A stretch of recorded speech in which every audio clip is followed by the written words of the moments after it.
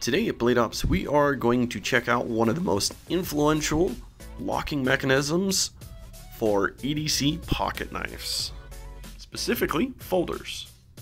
Starting with the original maker that started the lock from the beginning, Benchmade. Their original design was called the axis lock, essentially the perfect type of mechanism that can be used for ambidextrous carry that makes it super accessible to either side of the knife. However, with the beloved lock eventually coming out of patent through Benchmade, a lot of companies have started to pick up a very similar design.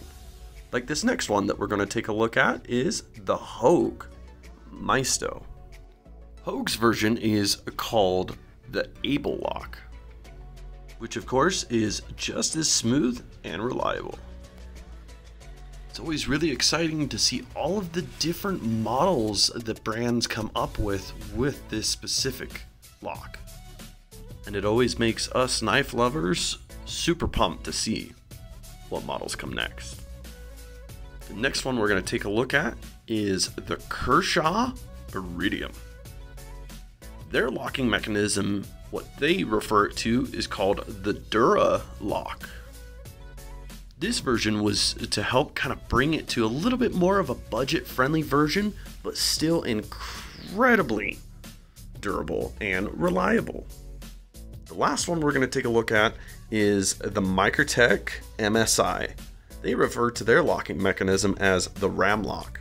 You can see by the little bit of the internals, it is of a different style and a different mechanism on how it works, but has a very similar idea to make it, of course, accessible and easy to use either right-handed or left-handed. And this is just a small handful of knives that use this type of lock, so it's always really exciting to see all of the new ones that are coming out or have yet to come.